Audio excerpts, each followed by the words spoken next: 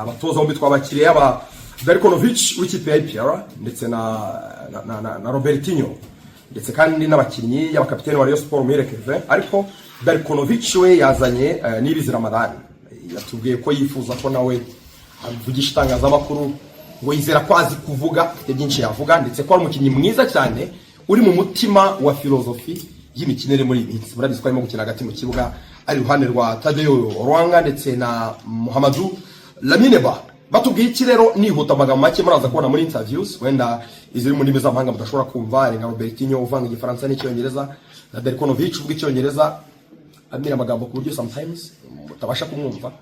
So ndababwira amagambo make, noneho ukeneye details ukomeze iyi video irangire urebe the whole interviews. Alright, kuri interview n'umutoza wa Rayon Sport yaba Robertinho yongeye kwibutsa ko ari umutoza ukomeye, yongeye kwibutsa ko ari umutoza uvuye muri Brazil akaza gutoza muri Afrika, naho umutoza umurusha ibigwi hano, umutoza wavuye muri Brazil. Donc basohotse Brazil watoza bakaza ngo kwikarita batoza ama club bogoga imigabane, yongeye kutwibutsa ko ari munini, ndetse atwibutsa ko akoze imikino 12 unbeaten, nta kipe mutsinze, yewe niyo bahanganiye igikombe umukeba APRFC nawe nabwo ashoboye kumutsinda birumvikana. Ese ubundi muri baza ngo niba bangisha ubusa kubusa ari bahanganiye igikombe Rayon Sport imbere ya APR amanota menshi, ubundi mutekereza ko yenda uzatsinda equipe ya Rayon Sport? Mwira hasi muri commentaire ndaza kubasangayo. Hanyuma amwireke bavuze ikintu gikomeye mu byukuri, bamuhembye nka man of the match, avuze ikintu gikomeye ku buryo yakinnye ahanganye cyane na Tadeo Rwanga, bagiye kuri stade barebeye kuri television peut-être tarambisha kuri radio umupira. Tadeo Rwanga na Keve bagonganye cyane, Keve yakora amakosa inshuro nyinshi. Keve rero ntabwo yari indimi, atubwiye ko Tadeo Rwanga yageragezaga kumuvuna kandi ko yari mission yahawe n'umutoza Darkonovic. Keve ngo yabimenye rwose ko Tadeo Rwanga ari ku mission kumuvuna, ndetse ngo kapiteni wa PRFC niyo mugabo Claude ngo yamwegereye amuha umuceri, aramubwira ati rero urabizi ko tugukeneye muri CHAN dukina n'ikipe y'u Sudan tariki 22 z'uku kwezi. Tadeo Rwanga umwirinde nigatumwa, ari kuri mission umwirinde cyane takuvuna ukuguru tukazakura kuri match ya Sudan ya CHAN. Dutekereza ko Keve ashobora kuzabana kapiteni w'ikipe ya CHAN. So murumva ari ikintu gikomeye rero. Yagaragaye Tadeo Rwanga akina deti cyane, navuga ko yari lucky, yagize amahirwe uyu munsi kutabona amakarita nk'abiri y'umuhondo yamuvira umutuku, navuga ko yari lucky cyane. Sinayo gusana bakagege ubona ko bari kuri mission, bari harimo guhangana cyane, gukoresha imbaraga ku maguru ya adversaire, ndetse na Ramazan arabitubwiye ko mu byukuri buri mediateri ko ari 3-3 wese arafite uwo yatumwe. Ramazan aratubwiye ngo uko muvuga ko Tadeo Rwanga toroheye Keve, ngo nanjye safe yarandiho ntiyanyoroheye. Murumva rero iyi match iri tactically intense, muri ubwo buryo bwo gukina navuga kwimpoza mu buryo bw'imbaraga bw'umubiri. N'ikipe ya Rayon Sport yagaragaye isatira cyane, APRFC izwiho kudefanda neza cyane, kugarira. So icyo bisobanuye rero twabonye ikipe igerageza kwataka n'igerageza kwiboroka kandi kayimpoza imbaraga. So havuyemo match ibishye categoriquement, itari mu buryohe bwinshi, nta joy. Abafana 45 buzuye neza, baguza amatike batinjiriye ubuntu, badeservinga kubona igitego bagaserebra, baserebra attaque, bagaserebra kufra. Nabonye Edaye n'umutoza wa Rayon Sport bivuze mu kanya asa n'ubikomozaho, avuze ko adashaka kuvuga ku misifure ngo hari yari penalty, ariko icyo ashaka kuvuga ni iki? Yashaka kuvuga ko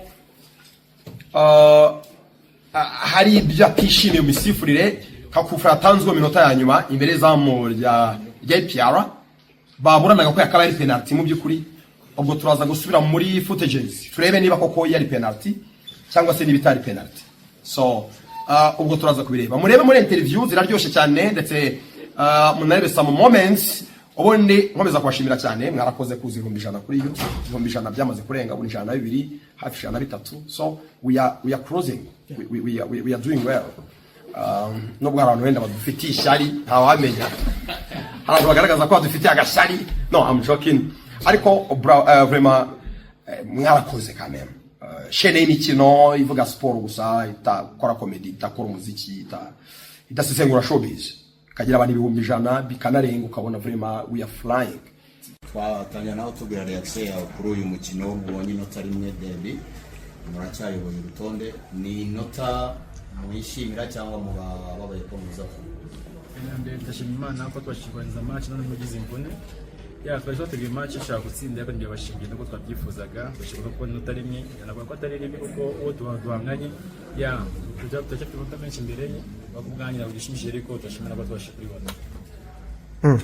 Jambo ni ryanyu Kevin, nka kapiteni w'ikipe ya Rayon Sport, wenda hari tunarabyumvikanamo neza, performance z'imikino ibiri heruka mukina na Muhazi malgré ibitego biri kuri kimwe, ariko hari ikintu cyari cyahindutse mu mikino ya Rayon Sport.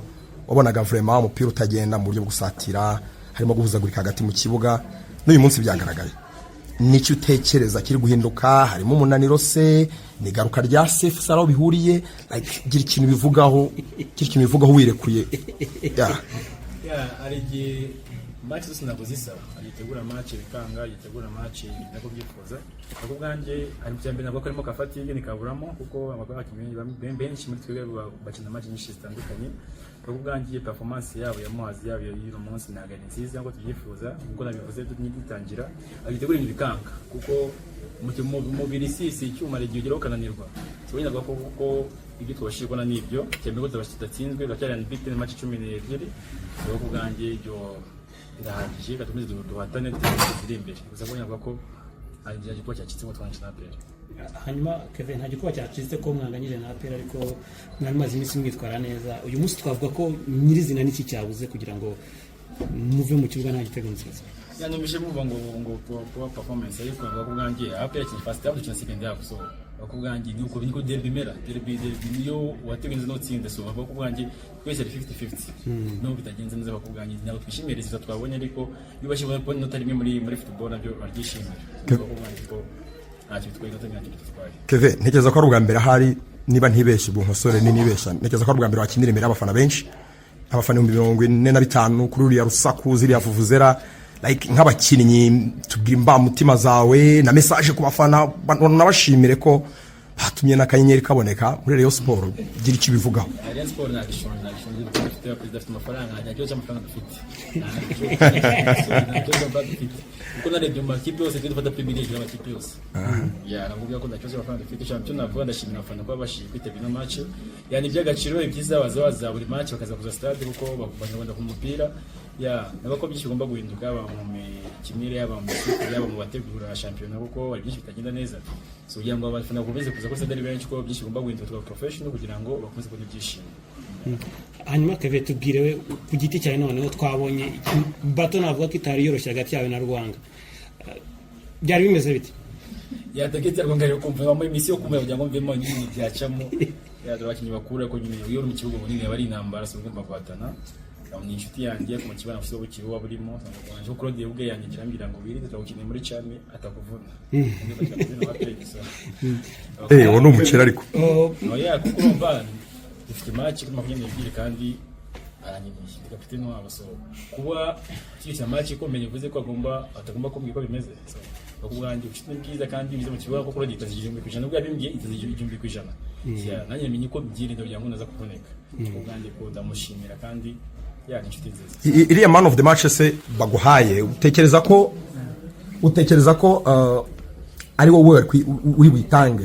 Hari undi mukinnyi utekereza ko yakurushije washoboraga kuyimuha? Ikibazo bakibaza score yatanziyo man of the match ugende mu kibuga yabege simbizi wabonaga yawe uragikwiye n'ibintu byose. Kevin, uyu mwaka Rayon Sport iri kwitwara neza, byanze bikunze muri squad yanyu muri gutekereza igikombe uyu mwaka cya shampiyona. Turabara match kuri match naho tubari igikombe kuko yendo twarinze kuri match ni ibyo rwamere kugira ku gikombe, so turabara match zindi kuri match kandi hamwe n'Imana n'akazi dukora tuzakigeraho. Murakoze cyane. Thank you very much.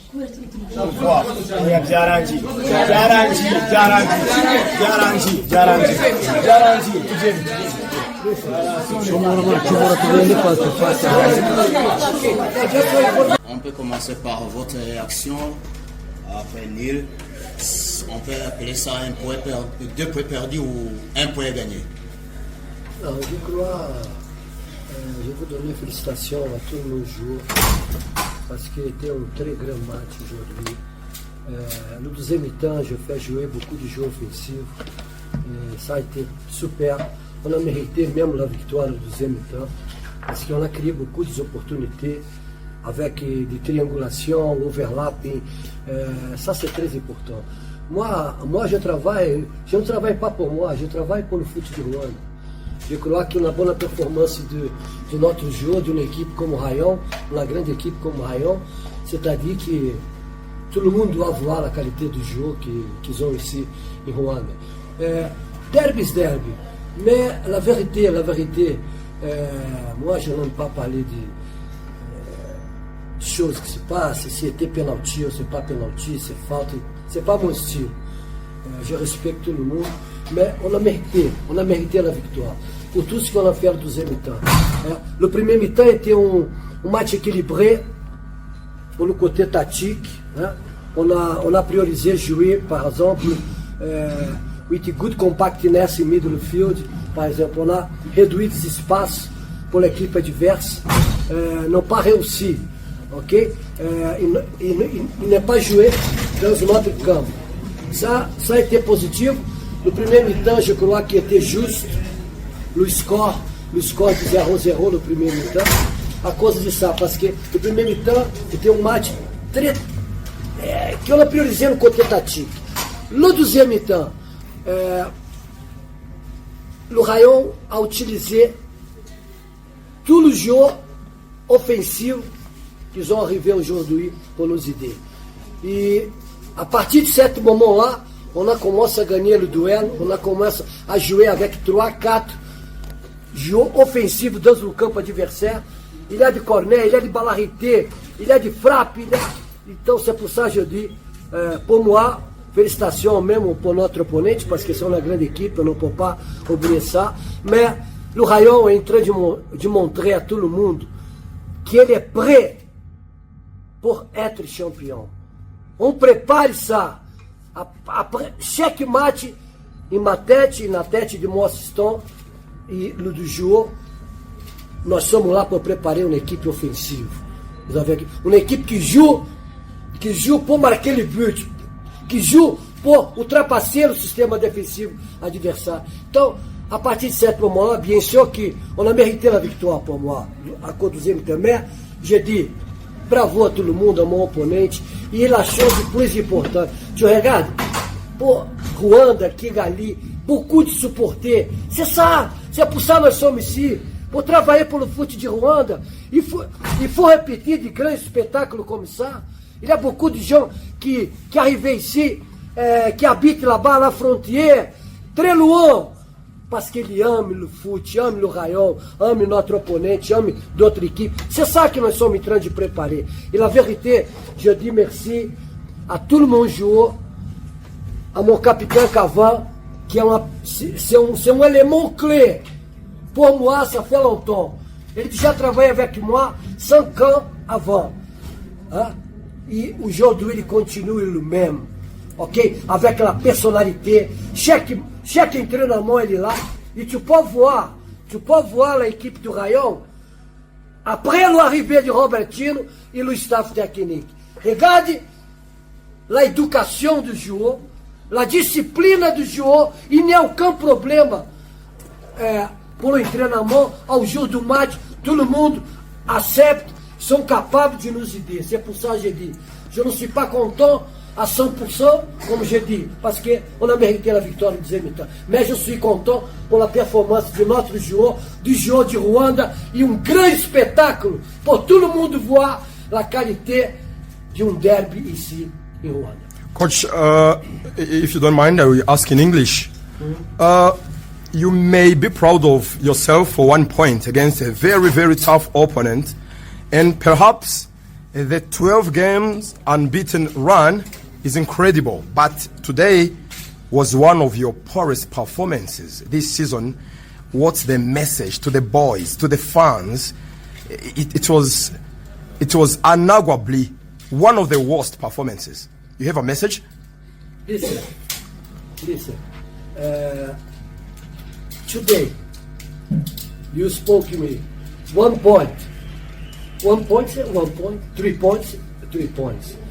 Okay, my goal was, you will be every time. Play well, and win. Listen, don't have another performance, okay? The same Rayon. Thank you so much. Thank you so much for my players. Thank you so much for the club, because new groupe, le nouveau groupe qui est arrivé ici pour aider le club, pour aider le joueur. Bon, c'est ça la motivation. Aujourd'hui, tout le monde sont contents parce qu'on travaille et on va toucher notre argent. On travaille, il a la motivation pour aider notre famille, pour le côté l'argent. Ça, c'est très important. C'est une équipe qui est en train de préparer une base, un très bon avenir pour cette clube-là, que tout le monde connaît maintenant. Regarde, je vais te dire une information. I go send you a good information for you. Maybe you don't know about this information. Robertinho, us Brazilian red coach outside Brazil is the best performance outside Brazil. In the world. Okay? You are incredible. Respect for you. You are incredible. Okay, brother. If it's possible, can you use English? Yes, Thank you, no Coach. problem. With pleasure, my brother. Yeah, thank you. According to what I have been seeing for your sport, sometimes he was using like 2 defenders and the 4 on the midfield and then attack. Why did you choose today for using 5-3-2 if he was not afraid? Thank you. Listen, 5-3-2. listen, without the ball, okay? But with the ball, we play 4-3-3. Why did you change Aziz, Fá e Raj. Okay? Okay? Sorry. 4-3-3 in offensive field every time. I'm very happy about our performance. In second half, I use my offensive players. Okay? I'm very happy. But derby is derby. You need respect. Have another team. Good team. Okay? Thank you. Last question to the coach. Last question. Who? We move to the captain. A Jicaca? Não, você faz Jicaca.